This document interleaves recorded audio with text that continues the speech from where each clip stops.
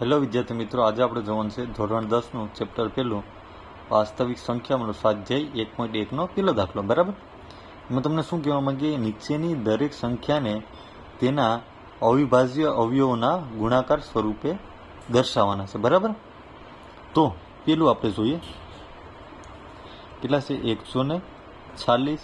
બરાબર, 140 હોય તેને આપણે પહેલાં શું કરવું પડે? લસા કરવા પડે ને. તો હું 140નો લસા લઉં, 140. બરાબર, એના હું લસા લઉં તો 7 દુ 14 થાય ને, તો 70.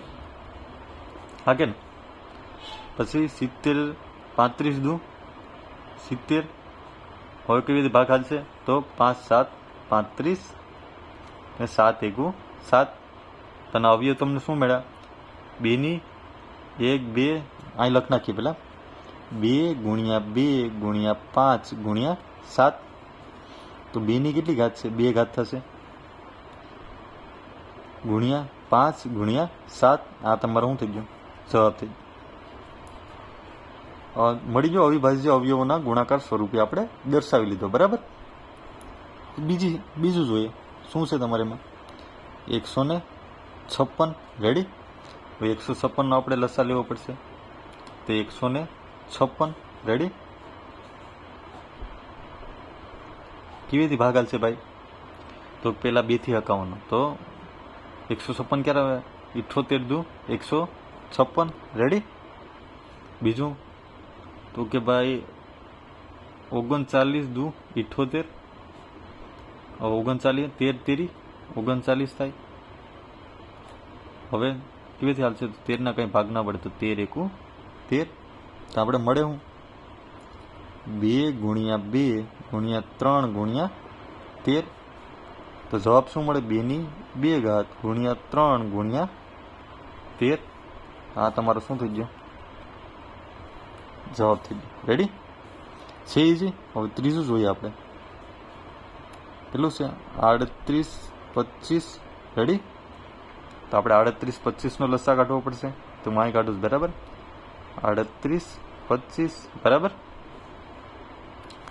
તો પેલા કેવી રીતે ભાગ હલાવવાનો? 2 થી. તો 2 થી હાલે તો 25 છે, 5 છે, તો 2 થી હાલશે નહીં, 3 થી હાલશે. 3 થી કઈ હાલશે? તો કે 5 તેરી 15, 7 તેરી 21 ને 12 75. બરાબર, હવે કેવી રીતે ભાગ હાલશે? તો કે હા 425.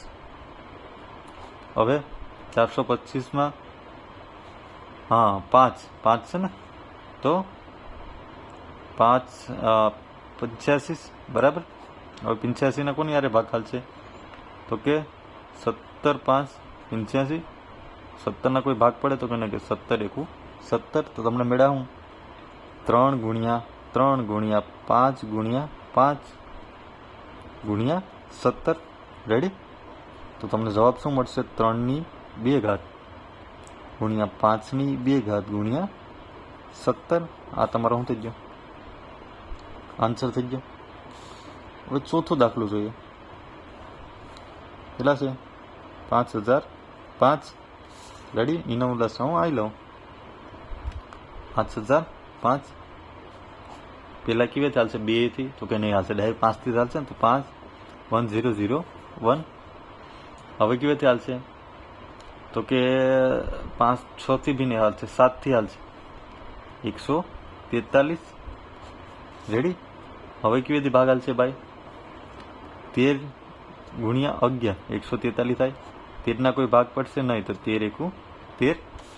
રેડી? તો તમને મેળવ્યું 5 ગુણ્યા 7 ગુણ્યા 11 ગુણ્યા 13. રેડી? તો આમાં કંઈ છે ભેગું થાય એમ છે ભાઈ? તો ભાઈ બધી અલગ જ આંકડા છે. તો આ તમારો જવાબ થઈ ગયો. છે ઈઝી. રેડી? હવે છેલ્લો 5મો શું છે તમારે? 74 29. બરાબર, એનો લસા લઈએ 74 29. તો 2 થી ભાગ લાગ્યા. 2 થી નહીં હાલશે, 3 થી બી નહીં હાલશે, 4 થી બી નહીં હાલશે, 5 થી બી નહીં હાલશે, 6 થી બી નહીં હાલશે, 7 થી બી નહીં હાલશે. તો 10 થી બી નહીં હાલશે, 11 12 થી બી નહીં હાલશે ભાઈ. આપણે 13 14 ભાગ નહીં હાલશે, 15, 17 થી હાલશે, 17, 7 ને 43, રેડી? 437 ગુણ્યા 17 કરો તો 7429 તમને. હવે કેવી રીતે ભાગ હાલશે ભાઈ? 19, 23, રેડી? હવે ભાગ હાલશે તો 23 ના કોઈ ભાગ ના હાલે તો 23 એકું 23. તમારો જવાબ શું થશે? 17 ગુણ્યા 19 ગુણ્યા 23, બરાબર? આ તમારો જવાબ થઈ ગયો. એટલે કે તમને આમાં છે ને ભાગાકાર ગુણાકાર તમને ઘડિયા યાદ હોવો જોઈએ કે તમને ભાગાકાર ગુણાકાર આમાં આવડવો, ભાગાકાર તમને ફટાફટ આવડવો જોઈએ ને પાડા ભાઈ આવડવા જોઈએ તો તમારે થઈ જાય. લસ્સા કાઢવા તો તમને આવડે છે, ઇઝી રીત છે, રેડી? તો વિડીયો પસંદ આવ્યો હોય તો લાઇક એન્ડ સબસ્ક્રાઈબ કરતા ભૂલતા નહીં. Thank you.